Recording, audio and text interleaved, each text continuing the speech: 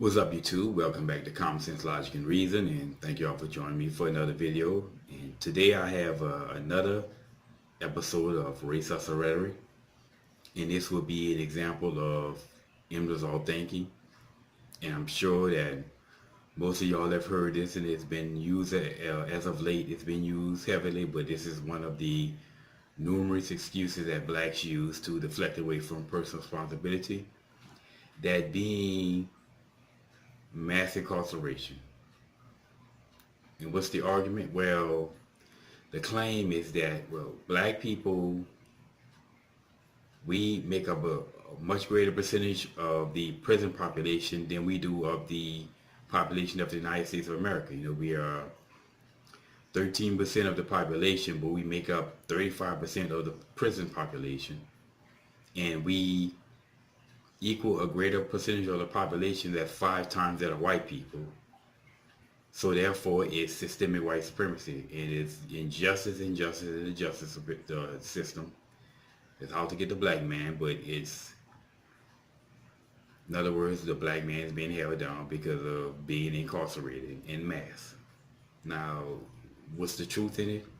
Well, of course, with anything, as I've always said, anything that the liberals tell you, there's always going to be some inherent truth to it. But as always with liberals, it's not what they tell you. It's what they're not telling you that you should be concerned about. So what's the truth? Is it true that blacks are 5 times as likely to be incarcerated than white people? Well, yeah, it is true. But why? Is it because of systematic white supremacy? No, it has nothing to do with systematic white supremacy. It has to do with mass crime. Black people commit crime at a far higher rate also than we make up the population. I mean, if we represent 35% of the prison population, but we are, while being 13% of the population of the United States of America, but we also represent 52% of all murders in America. So we represent a higher rate of murder than we represent the prison population as well. Well, of course, you would never hear that. But the fact of the matter is that if you commit crime at atrociously high rates, then should it be shocked that you would also have a higher representation in prison? I mean, if you don't commit mass crime, then there won't be any mass incarceration. No mass crime, no mass incarceration. That should be common sense. And the worst part about this is it's not what you would call stupid blacks or dumb black people or uneducated black people who are saying this, welfare queens who are saying this. These are the educated blacks, the race hustlers who are saying this. These liberal academias, these college professors who are saying this.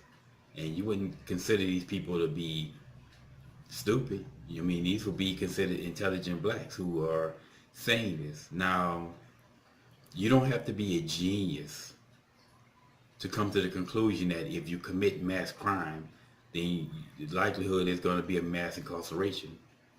Again, you can get a fourth grader, or a fifth grader to come to that conclusion. So then, are these race hustlers, these academics, are they stupid then to cry about mass incarceration all the time while ignoring the mass crime?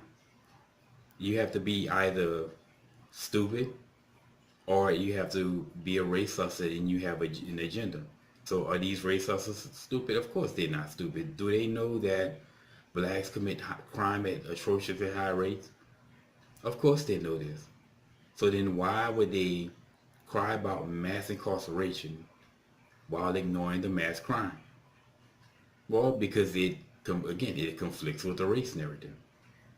And to blacks, a lot of black people, the race narrative is more important to black people themselves. I mean, if blacks were more important than the race narrative, then we would be telling blacks the truth about crime and incarceration, or why we're incarcerated at such a high rate. We'll be focusing on the crime rates as opposed to ignoring the high crime rates and only crying about the incarceration. So if you ever hear cries of mass incarceration again. Well, now you know, and knowing is half the battle. And until next time.